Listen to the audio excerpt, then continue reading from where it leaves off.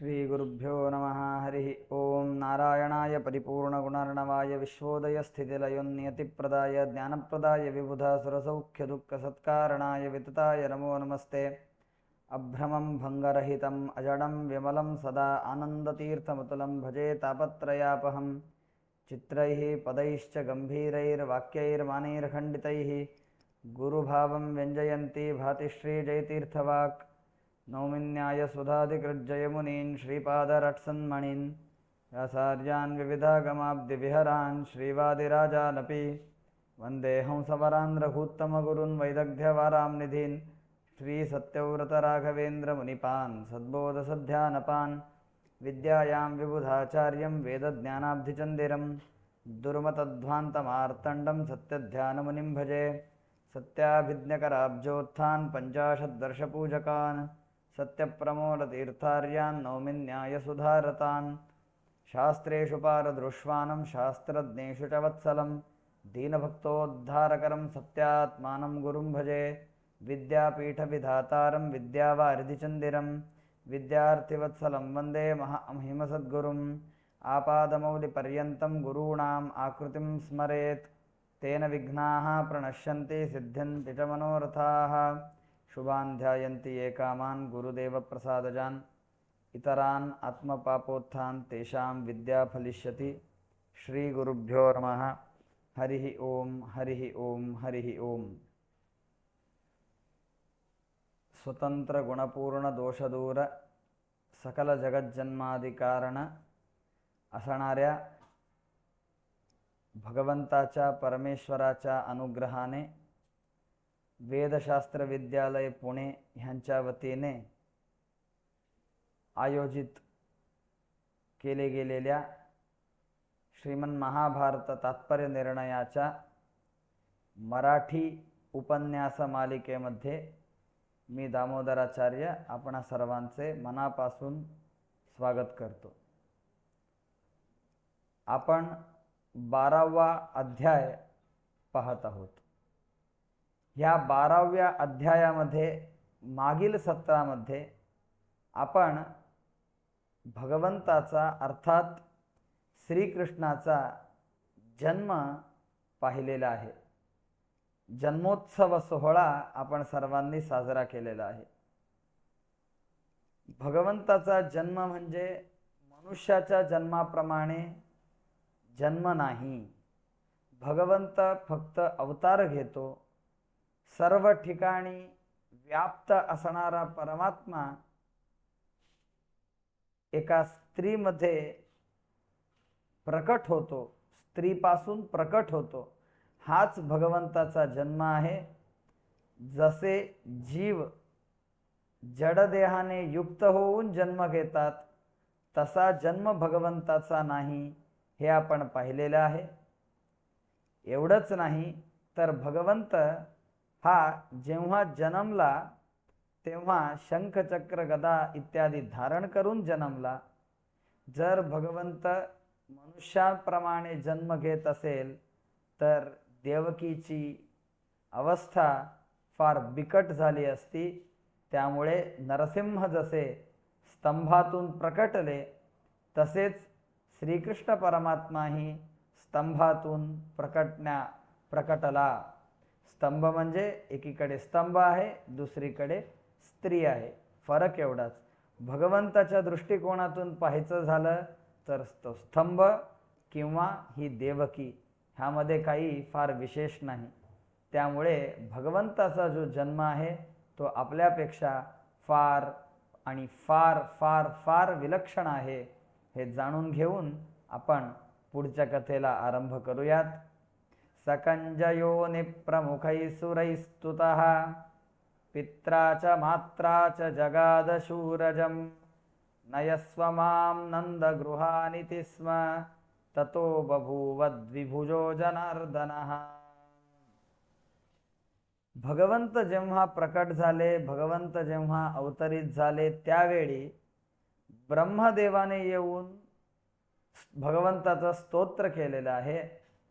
रुद्रदेव, इंद्रदेव इत्यादी सर्वजण येऊन अत्यंत भक्तिभावाने भगवंताचे स्तवन करून गेलेले आहेत.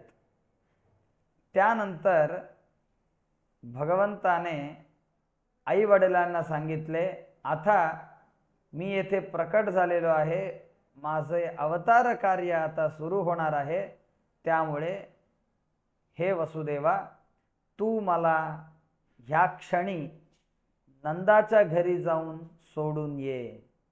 नयस्व मां नंद गृहानिति स्म ततो बभूव द्विभुजो जनार्दनः. त्यानंतर भगवंत द्विभुज झाला. 2 हात भगवंताने तिकडे दर्शवले. भगवंत जेव्हा प्रकट झाले तेव्हा चतुर्हस्त होऊन प्रकट झाले. त्यानंतर भगवंत द्विभुज झाले. श्रीकृष्ण परमात्मा जो होता त्याला 4 हात होते. अनेक प्रसंगी भगवंताने स्वतःचे 4 हात अनेकांना दाखवले आहेत. आपण गीतेमध्ये पाहतो, तेनैव रूपेण चतुर्भुजेन सहस्रबाहो भव विश्वमूर्ते. भगवंत 4 हातातूनच अनंत हस्ताने युक्त होऊन प्रकटला. भगवंताने जेव्हा विश्वरूप दर्शवलं तेव्हा चतुर्भुज भगवंत अनंत भुज झाला असे आपण ऐकतो. त्यामुळे भगवंत काही प्रसंगी चतुर्भुजही होते. ह्या प्रसंगी भगवंत द्विभुज झाले आणि आई वडिलांना सांगून भगवंत नंदाच्या घराकडे चालू लागले. अर्थात वसुदेवाला घेऊन जाण्यास सांगितलं.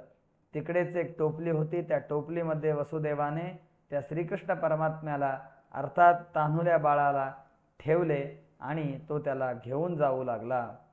तदैव जाता च हरेरनुज्ञया दुर्गाभिधा श्रीरनुनंदपत्न्यां ततस्तमादाय हरिं ययौ स शूरात्मजो नंदगृहान्निशीथे. भगवंत ज्या क्षणाला देवकीच्या पोटातून प्रकट झाला त्यावेळी नंदाच्या घरामध्ये यशोदेमध्ये दुर्गादेवी प्रकट झाली. ही दुर्गादेवी म्हणजे कोण? मध्वाचार्यजी सांगतात, श्री ही लक्ष्मीचा अवतार असणारी दुर्गादेवी, साक्षात लक्ष्मी देवी ही दुर्गा ह्या रूपाने यशोदेमध्ये प्रकट झालेली आहे. भगवंताला अत्यंत प्रियकर असणारी, भगवंताचा विशेष अनुग्रह असणारी, आपल्या सर्वांना लाडकी असणारी, आपल्या सर्वांचा उद्धार करणारी, आपल्या सर्वांची माता ही दुर्गा देवी त्या यशोदेच्या पोटामध्ये जन्म घेऊन येत आहे असे दर्शवत होती. अर्थात दुर्गा देवीचाही जन्म म्हणजे भगवंताच्या जन्माप्रमाणेच अवतार. असे एकीकडे श्रीकृष्ण परमात्मा, दुसरीकडे दुर्गा देवी प्रकट झालेली आहे. त्या भगवंताला घेऊन निशीथ काळामध्ये जन्मल्यानंतर भगवंताचा जन्म 12-12:30च्या वेळी झालेला आहे. चंद्रोदयाच्या वेळी भगवंताचा जन्म आहे रात्रीचा. त्यावेळी भगवंत निशीथ काळामध्ये नंदाच्या घराकडे जात आहेत. भगवंत जात असताना भगवंताची सेवा करण्याकरिता शेष आला होता. वसुदेवाच्या डोक्यावर टोपली, टोपलीमध्ये श्रीकृष्ण परमात्मा विराजमान होता. त्या परमात्म्याची सेवा व्हावी ह्याकरिता शेषाने स्वतःचा फणा ठेवला होता. अर्थात छत्र रूपाने शेषदेव भगवंताची सेवा करत होते.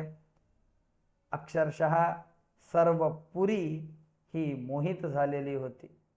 कंसाने खडा पहारा त्या ठिकाणी योजला होता. अक्षरशः डोळ्यात तेल घालून रक्षण करणे अशा प्रकारे ते सेवक सर्वजण डोळ्यात तेल घालून रक्षण करत होते. परंतु भगवंत जेव्हा प्रकट झाले त्यावेळी मात्र सर्वांना निद्रा होती. भगवंत प्रकट झाल्याचं कोणाला माहीत नाही. भगवंताचा, वसुदेवाचा, देवकीचा जो काही संवाद घडला ते कोणाला कळले नाही. देवता आले, त्यांनी स्तोत्र केले, इत्यादीही कुणालाही कळलं नाही. अशा प्रकारे भगवंताच्या मायेने सर्वजण मोहित झाल्यामुळे वसुदेव अक्षरशः अत्यंत अनायासपणे त्या भगवंताला घेऊन नंदाच्या घरी अर्थात गोकुळामध्ये घेऊन जात होता. भगवंत प्रकट झाल्यामुळे वसुदेवाच्या हातापायामध्ये ज्या ज्या बेड्या होत्या त्या बेड्याही आपोआप निसटून पडल्या होत्या. घराला अर्थात त्या तुरुंगाला जी कुलूप लावली गेली होती ती सुद्धा कुलूप कुठल्याही चावीशिवाय आपोआप उघडून पडली होती. अशा प्रकारे नंदाच्या घरी वसुदेव स्वतःच्या बाळाला घेऊन जात आहे. यशोदाही निद्रा अवस्थेमध्ये होती. यशोदा गोकुळामध्येही सर्वत्र मोह पसरला होता. संस्थाप्य तं तत्र तथैव कन्यकाम् आदाय तस्मात् स्वगृहं पुनर्ययौ हत्वा स्वसुर्गर्भषट्कं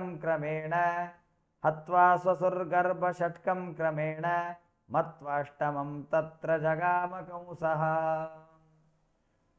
वसुदेवाने स्वतःच्या बाळाला श्रीकृष्णाला त्या यशोदेच्या पाळण्यामध्ये झोपवलं. तिकडे जी मुलगी जन्माला आली होती त्या दुर्गेला स्वतःच्या हातामध्ये घेतलं आणि वसुदेव परत फिरले. ज्या पावलांनी आले होते त्याच पावलांनी ते परत फिरले. किती दुःख झालं असेल. एक लहान बाळ जन्माला येतं म्हणजे तो क्षण घरामध्ये दिवाळी दसऱ्यासारखा असतो, किंबहुना त्याहूनही अधिक आनंदाचा क्षण असतो. इथे तर जन्म घेणारं बाळ म्हणजे साक्षात भगवंत आहे. अशा या भगवंताला स्वतःपासून दूर करताना त्या वसुदेवाला किंवा देवकीला जे दुःख झालं असेल ते अवर्णनीय असं दुःख आहे. पण भगवंताच्या आज्ञेनुसार वसुदेवाने हे काम केलं. भगवंताची माया अत्यंत विचित्र आहे. भगवंत कुणालाही कधीही कशाही प्रकारे मोहित करू शकतो. अख्खी पुरी मोहित झाली होती, हे काही आश्चर्य नाही, काहीच आश्चर्य नाही. शास्त्रामध्ये मोक्षप्राप्तीसाठी जे जे उपाय आहेत ते स्पष्ट आहेत, दिसत आहेत, तरी सुद्धा आपण ते ऐकत नाही, त्याच्यावर विश्वास ठेवत नाही. म्हणजे मोह ह्या गोष्टीशिवाय दुसरी कुठलीही गोष्ट येथे लागू पडत नाही. भगवंत अचिंत्य अद्भुत शक्ती संपन्न आहेत.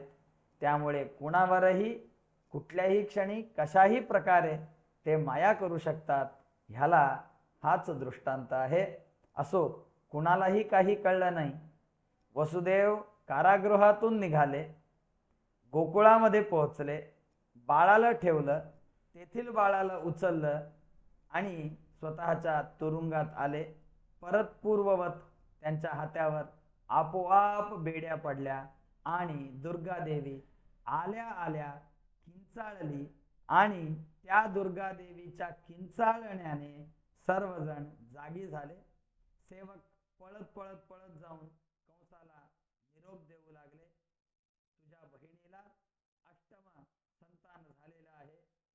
त्यावेळी हत्वा ससुर गर्भषटकम, बहिणीची 6 मुले त्या कंसाने मारून टाकली होती. 7वा गर्भस्राव झाला असे तो समजत होता. 8वा पुत्र हाच आहे, हाच माझा मृत्यू आहे, ह्या भावनेने कंस तिकडे धावत आला. गर्भम देवक्या सप्तमं मे निरेहि लोकाश्रितं त्वष्टमं तां ततस्सः मत्वा हन्तुं पादयो संप्रगृह्य संपोथयामास निशातले च. देवकीचा हा 7वा गर्भ जो होता तो श्रुत झाला, गर्भस्राव झाला असे लोकांना वाटत होते. त्यामुळे हा 8वा गर्भ आहे असेच सर्वांना वाटत होते. त्यामुळे या 8व्या गर्भाला मारण्याकरिता कंस आला आणि कंसाने त्या बाळाचे पाय धरून डोक्या दगडावर धोंड्यावर आपटून मारण्याचा त्याचा बेत होता. 6 बाळांना त्यानं असंच निर्दाक्षिण्यपणे निर्दयीपणे ठेचून मारून टाकलं होतं. त्याचप्रमाणे याही बाळाला मारण्याकरिता कंस उद्युक्त झाला होता. भागवतामध्ये अद्भुत वर्णन येतं. देवकी जी होती ती सांगते, हे कंसा, आधीची जी 6 लहान लहान बाळं होती ती सर्व मुलं होती रे. ते कदाचित तुला मारू शकतील. ही जी आहे ती मुलगी आहे. सात्विक गुणाला दुसरं नाव म्हणजे स्त्री. अशी ही स्त्री तुला काय मारणार रे? नाही मारणार. त्यामुळे हिला मारण्याच्या भानगडीमध्ये पडू नकोस. हिला एकटीला तरी माझ्यासाठी ठेव. 6 बाळ तू मारून टाकलेली आहेस. 7वा गर्भस्राव झालेला आहे. 8वं जे बाळ आहे ती मुलगी आहे. ती काय तुला मारणार? ती अत्यंत सुशील, विनम्र, सुज्ञ असणार आहे. त्यामुळे ह्या बाळाला तरी सोड रे, असे देवकी म्हणाली. परंतु स्वार्थामध्ये बुडलेल्या त्या कंसाला किंचितही दया माया काही वाटली नाही. त्याने बाळाचे पाय पकडले. बाळाचे पाय पकडले म्हणजे नमस्कार करण्याकरिता नाही, बाळाला आपटून मारण्याकरिता. ज्याप्रमाणे आपण कपडे धोतर स्वच्छ करण्याकरिता दगडावर आदळून स्वच्छ करतो, त्या प्रकारे त्या बाळाला दगडावर आपटून मारण्याचा त्याचा बेत होता, त्या दुष्टाचा, नीचाचा. त्यावेळी आता कंस त्या दुर्गेला दगडावर आपटणार. तेव्हा त्याच वेळी दुर्गादेवी हातातून निसटून गेली.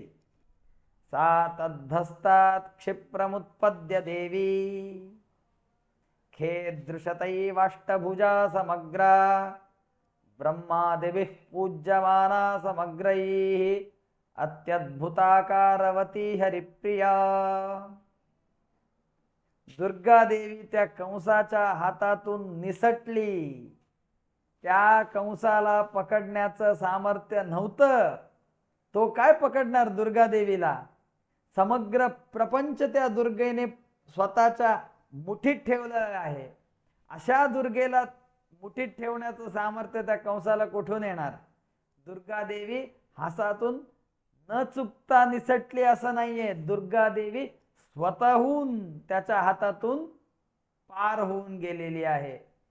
पाहता पाहता आकाशामध्ये दुर्गादेवी अष्टभुजा होऊन प्रकटली. हे अदृश्यतैव अष्टभुजा समग्रा. काय ती 8 हात, एकेका हातामध्ये ही प्रचंड प्रचंड आयुध. ब्रह्मादिभिः पूज्यमाना, ब्रह्मादी देवता येऊन त्या दुर्गेचं स्तोत्र करतायत, स्तवन करतायत, आरती करतायत, पुष्पार्चना करतायत. अशी ही दुर्गादेवी.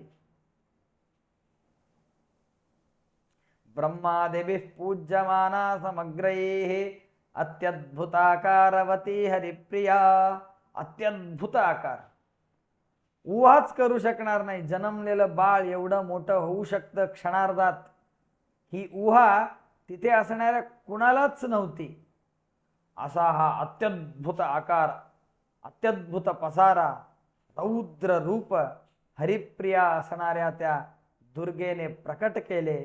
आणि दुर्गादेवी म्हणते, उवाचार्या तव मृत्युरत्र क्वचित प्रजातो हि वृथैव पाप अनागसी मां विनिहन्तुमिच्छस्य शक्य कार्ये तव चोद्यमोऽयम्. श्रेष्ठ दुर्गादेवी म्हणते, हे मूर्खा कंसा, मला मारण्यास उद्युक्त होत आहेस. तुझा मृत्यू मी आहे असं समजून तू मला मारतोयस. तुझा मृत्यू दुसरीकडे आनंदात आहे.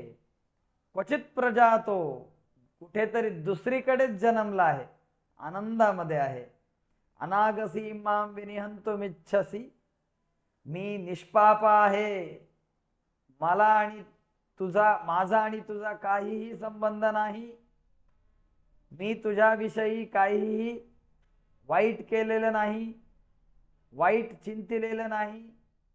असं असताना सुद्धा तू माझ्यावर द्वेष करून, द्वेष ठेवून त्या द्वेषाने मारण्यास उद्युक्त होत आहेस, हे तू बरं नाही केलंस. अशक्य कार्ये तव चोद्यमोयम, अशक्य अशा कार्यामध्ये तू व्यग्र झालेला आहेस. हे कार्य अत्यंत अशक्य आहे. मला मारण्याचं जे कार्य आहे ते अत्यंत अशक्य आहे.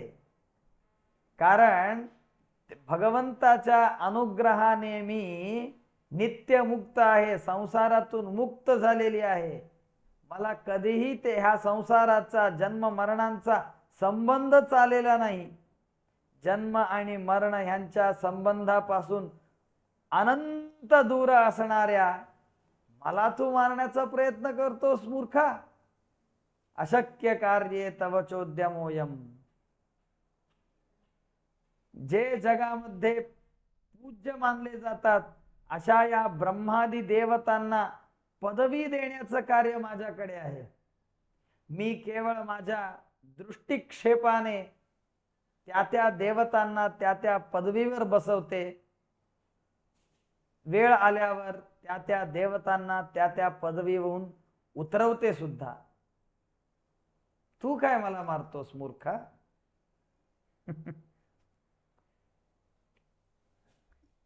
ब्रह्मेश शक्र रवि धर्म शशांक पूर्व गीर्वाण संततिर्यम यदपांगलेशम. सर्व सर्व देवता त्या लक्ष्मीच्या कटाक्षाने स्वस्वस्थानी विराजमान असतात. यं कामये तंतमुग्रम कृणोमि तं ब्रह्माणं तं ऋषीं तं सुमेधाम. ज्या योग्य जीवाला मला ब्रह्म करावंसं वाटेल त्याला मी ब्रह्म करते. ज्याला इंद्र पदवी द्यावीशी मला वाटते त्याला मी इंद्र पदवीवर बसवते. ही माझी योग्यता आहे. अशा ह्या मला तू मारण्याचा प्रयत्न करतोस. अशक्य कार्ये तव चोद्यमोयम. जगामध्ये अत्यंत अवघड गोष्टी मी सहजतेने पार करते. एक गर्भ दुसरीकडे आणणे, तो गर्भ पुन्हा दुसरीकडे नेऊन ठेवणे, यासारख्या अशक्य घटना मी सुलभतेने शक्य करते. जगामध्ये कुणालाही काही ह्याचा पत्ता सुद्धा लागत नाही अशा प्रकारे घटना घडून जातात. अशा ह्या मला मारण्याचा तू प्रयत्न करतोस मूर्खा. अशक्य कार्ये तव चोद्यमोयम. जे जीव मुक्तीस जातात त्यांना माझ्या अनुग्रहाशिवाय मुक्तीला जाताच येत नाही. जे ह्या जन्म मरणाच्या चक्रातून दूर होतात त्यांना माझा अनुग्रह अनिवार्य आहे. अशा ह्या मला तू मारण्याचा प्रयत्न करतोस. अशक्य कार्ये तव चोद्यमोयम. सर्वथा अशक्य असणाऱ्या ह्या गोष्टींवर हात घालायला जाऊ नकोस. तुझा मृत्यू दुसरीकडे अत्यंत सुखामध्ये वाढत आहे. निघ.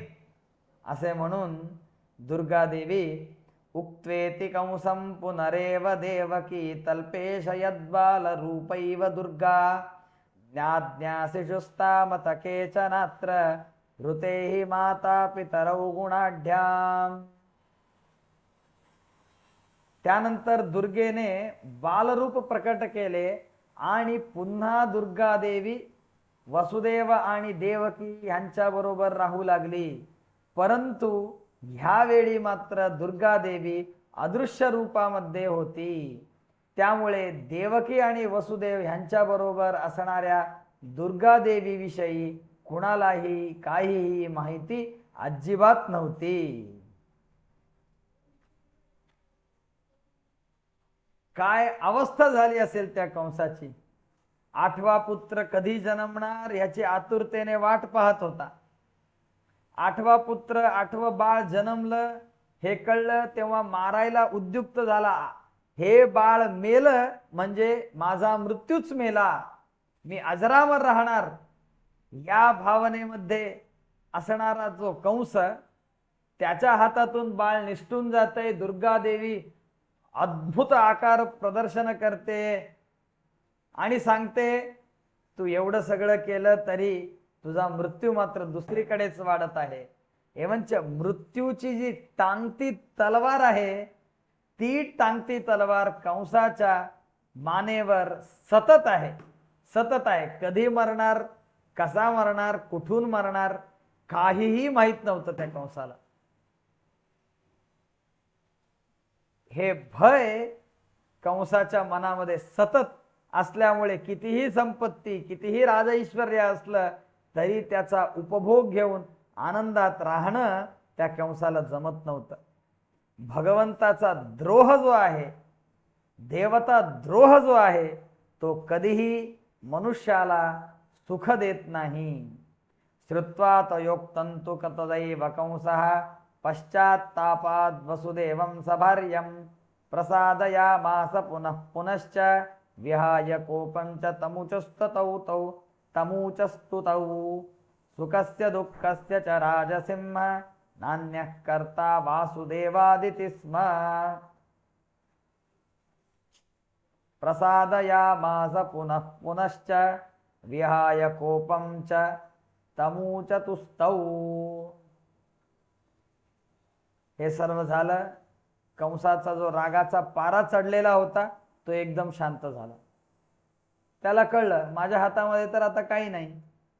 ज्या बाळाला मी मारणार होतो ते बाळ तर हातातून निसटून गेलं. आता मी कोणाला काही मारू शकणार नाही, काही करू शकणार नाही. पश्चाताप झाला.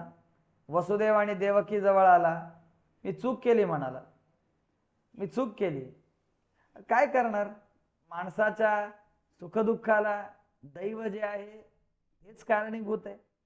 दैवाने मला प्रेरणा केली म्हणून मी तुम्हाला या कारागृहामध्ये बंदी बनवलं. तेच दैव मला आता प्रेरणा करतंय, त्यामुळे मी तुम्हाला सोडून देतो. काय करणार, असं सांगून वसुदेव आणि देवकी यांनी त्या कंसाचा निरोप घेतला. कंस पश्चात्तापाने आला होता. त्यावेळी एवढं देवकी आणि वसुदेवाने सांगितलं आणि ते निघाले. त्यांना माहिती होतं कंस हा दुष्ट आहे, कधी काय करेल सांगता येणार नाही. एक क्षणे रुष्ट हा क्षणे तुष्ट हा, कधी आनंदी होईल, कधी दुःखी होईल, कधी कोपी होईल, काही माहित नाही. आता तर सोडतोय ना आपण, आता तर कारागृहातून बाहेर जाऊयात. कधी पुन्हा कारागृहात डांबून ठेवेल ह्याची शाश्वती नाही. याच मनोभावनेने ते बाहेर पडले. आनीय कंसोत गृहे स्वमंत्रिणः प्रोवाच कन्या वचनं समस्तं श्रुत्वा च ते प्रोचुरत्यंत पापाः कार्यं बालानां निधनं सर्वशोपी. दुष्ट कंस तिथून बाहेर पडला आणि ताबडतोब त्याने एक मीटिंग बोलवली. त्या मीटिंग मध्ये कुणाकुणाला प्रवेश होता तर किंचितही सात्विक गुण ज्याच्यामध्ये नाही अशा व्यक्तींना तिथे प्रवेश होता. ज्याच्यामध्ये तमोगुण ठासून ठासून भरलेले आहेत अशा व्यक्तीला तिकडे प्रवेश होता. ज्या व्यक्तीला खून खराबा कसा करायचा, कपट कसं करायचं, दुसऱ्याचं वाकडं कसं करायचं हे माहिती होतं अशा व्यक्तीला तिकडे प्रवेश होता. जो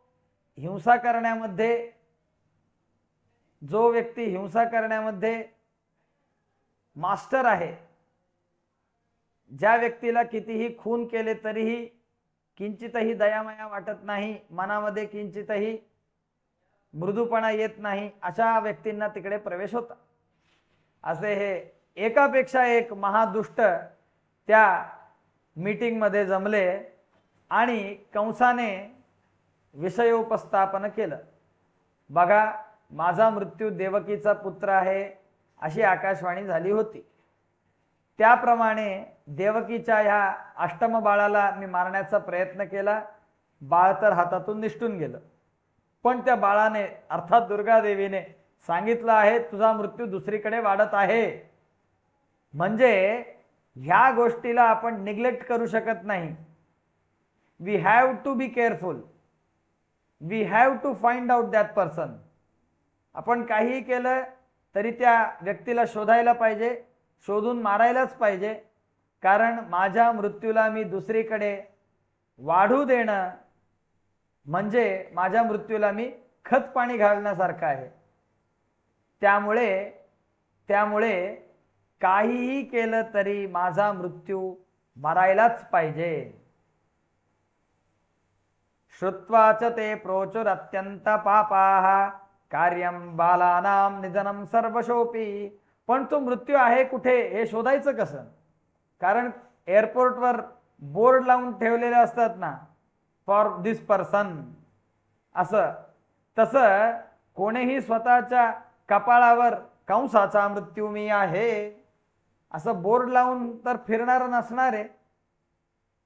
लहान बाळ आहे, कुठं आहे, काय आहे, कसं आहे, काही माहित नाही आपल्याला. तो गोरा आहे का काळा आहे का काहीच माहित नाही. त्याचे हात लांब आहेत का लहान आहेत, आखूड आहेत, सडपातळ आहे का थोडा जाडा आहे, त्याची यष्टी कशी आहे, काहीही माहिती नाही. अशा अवस्थेमध्ये आपण माझ्या मृत्यूला कसं शोधायचं हा प्रश्न जेव्हा त्या दुष्टांच्या सभेमध्ये कंसाने उपस्थित केला, त्यावेळी त्या सभेतील पापी लोक म्हणाले कार्यम बालानाम निधनम सर्वशोपी. जास्त काही किचकट काम नाहीये कंस महाराज, जास्त काहीही किचकट काम नाहीये. तुमच्या मृत्यूला मारण्याचं काम जे आहे ते अत्यंत किचकट आहे असं तुम्हाला वाटतंय. It is very easy. कंस म्हणाला कसं काय? ते म्हणाले तुमचा मृत्यू दुसरीकडे वाढत आहे असं त्या दुर्गेने सांगितलंय.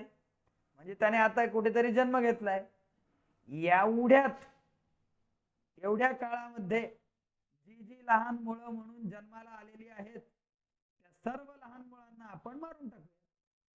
हॉस्पिटलमध्ये नोंद असेल, गव्हर्नमेंटच्या खात्यामध्ये नोंद असेल, त्या नोंदेप्रमाणे आपण सर्वांची खबरबात घेऊयात.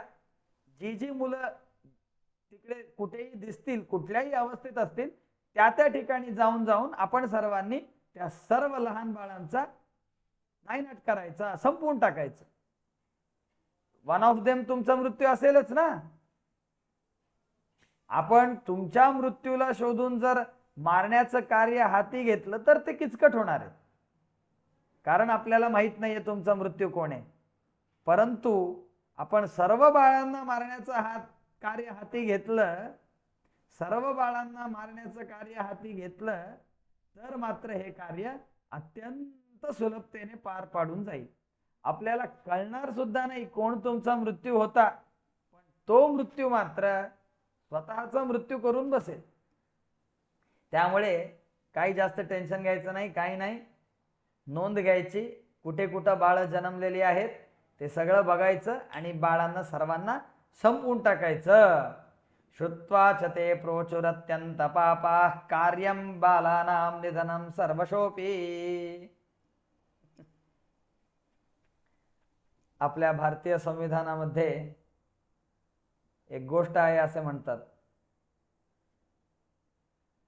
अनेक अपराधी सुटले तरी चालतील परंतु एका निरपराध्याला मात्र शिक्षा होऊ नये. परंतु इथे ह्यांची जी विचारधारणा आहे, कंस आणि त्याचे भृत्य, त्याचे मंत्री, त्याचे सेवक, या सर्वांची विचारधारणा म्हणजे मारून टाकायचं. स्वतःच्या स्वार्थासाठी कितीही लोकांना मारण्याकरिता ते सिद्ध होते. स्वतःच्या स्वार्थाकरिता बाळे, त्याची अवस्था काय होईल, त्याच्या आई वडिलांची अवस्था काय होईल, हे काहीही ते पाहत नव्हते. स्वतःचा मृत्यू त्यांना पुढे ढकलायचा होता. पुढे ढकलायचं म्हणजे स्वतः अजरामर व्हायचं होतं.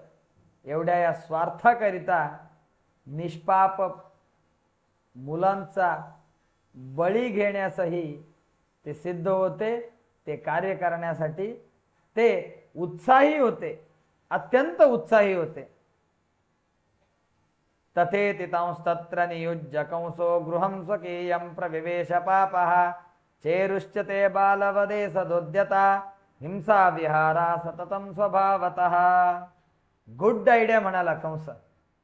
असे सेवक पाहिजेत आम्हाला, म्हणूनच तुम्हाला हायर करून ठेवलंय. प्रायः ह्या युक्तीने, ह्या सजेशनमुळे कंसाने तिथे असलेल्या सर्वांना जास्तीची दक्षिणा दिली असेल, आनंदाने फीज वाढवून दिली असेल.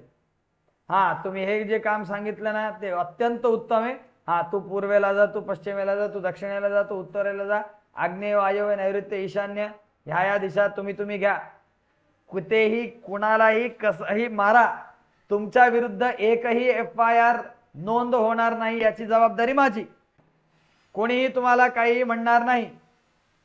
अवश्य यथेच्छ हिंसाचार करून या. म्हणून त्या कंसाने त्यांना पाठवलं. स्वतः मात्र स्वतःच्या घरी आला.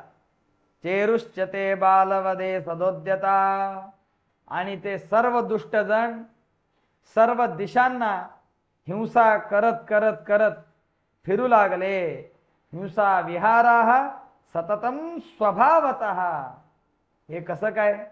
हे कसं काय म्हणजे हिंसा करणेच त्यांचा स्वभाव असतो, त्यामुळे त्यांना काही वाटत नाही. अक्षरशः आज मला एका सद्गृहस्थांचा फोन आला होता. ते सद्गृहस्थ म्हणाले, आचार्य, कधी कधी मार्गामध्ये वगैरे जाताना लहान लहान मांजरं वगैरे मृत्युमुखी पडलेली असतात. त्यांना बघून मला फार वाईट वाटतं. त्यांना सद्गती लाभावी असं काहीतरी वाटतं. त्यामुळे मी काय करू शकतो? मी त्यांच्यासाठी मनातल्या मनामध्ये नारायण नारायण नारायण, श्रीराम जय राम जय जय राम इत्यादी स्मरण करून त्यांना सद्गती होवो अशी प्रार्थना करू शकतो काय? मूक प्राण्यांना कधी कधी गाड्या उडवतात किंवा काही त्रास होत असतो. मला ते ऐकून त्यांचं खूप कौतुक वाटलं. त्यांचं जे मन आहे ते किती स्वच्छ आहे आणि त्या मनामध्ये दुसऱ्यांबद्दल, दुसऱ्यांना वाटणाऱ्या दुःखांबद्दल त्यांना किती काळजी आहे. त्या दुःखांना परिहार करण्याचा प्रयत्न त्यांच्या मनामध्ये किती आहे हे पाहून मला खूप आनंद वाटला. परंतु काही जण मात्र अगदी याच्या विरुद्ध असतात. हिंसा विहाराः सततं स्वभावतः. स्वभावच असतो त्यांचा, हिंसा करणे हा त्यांचा स्वभाव असतो. त्यामुळे असे दुष्टजण जे असतात ते एकीकडे जमतात, सज्जन जे असतात ते एकीकडे जमतात. अशा प्रकारे ह्या दुष्टांचे कार्य एकीकडे सुरू झालेले होते. त्यानंतर अथ प्रभाते शयने शयानम अपश्यताम अब्जदलायताक्षम कृष्णं यशोदा च तथैव नंद आनंद सांद्रा कृतिमप्रमेयम. सकाळ झाली. गोकुळामध्ये पाहतात तर काय, यशोदेने पुत्राला जन्म दिला आहे. सर्वत्र आनंद झाला. सगळ्यांनी गोपालकावली केली, सगळीकडे गोपाळकाला केला. सगळेजण खूप आनंदात होते. कमळाप्रमाणे नेत्र असलेला भगवंत आनंदामध्ये पहुडलेला आहे. आनंद सांद्राकृतीम, निबिड आनंद, भरून भरून आनंद आहे भगवंतामध्ये. भगवंताकडे एवढा 25 आणे 50 आण्याचा आनंद नाही, अनंत आनंद भगवंताचा आहे. आनंद सांद्राकृतीम अशा ह्या अप्रमेय भगवंताला पाहून ह्या सर्वांना आनंद झालेला आहे. गोकुळामध्ये सर्वत्र आनंदोत्सव सर्वजण साजरा करत होते. अशा ह्या भगवंताच्या जन्मोत्सवाचा आनंद जो जो ऐकतो त्याच्या जीवनामध्ये अशा प्रकारचे आनंदोत्सव साजरा करण्याचा अवकाश त्याला मिळतो असे शास्त्र सांगते. अशा ह्या भगवंताच्या आनंदोत्सवामध्ये आपण सर्वजण आनंदाने सहभागी होऊयात. भगवंताचा श्रीकृष्णाचा जय जयकार करूयात. बोलो श्रीकृष्ण भगवान की जय. अशा या भगवंताला अनंत जयकार अर्पण करून माझे हे उपन्यास इथेच संपवतो. गुरुमध्वांतर्गत श्रीकृष्णार्पणमस्तु. ह्या प्रवचनामध्ये काही दोष असतील तर ते माझे आहेत. जो काही सद्गुणांचा भाग असेल तो माझ्या गुरूंचा आहे असे सांगून हे प्रवचन मी आमच्या गुरूंद्वारा भारती रमण मुख्य प्राणांतर्गत मूलरामचंद्र, उडुपी श्रीकृष्ण, बद्रीनारायण, द्वारकाधीश श्रीकृष्ण, श्रीरंगनाथ तदभिन्न असणाऱ्या बिंबरूपी परमात्म्याला, तिरुपतीमध्ये विराजमान असणाऱ्या त्या व्यंकटेशाच्या चरणी तुळसी पत्र रूपाने अर्पण करतो. गुरुमध्वांतर्गत श्रीकृष्णार्पणमस्तु. हरये नमः, हरये नमः, हरये नमः. पुन्हा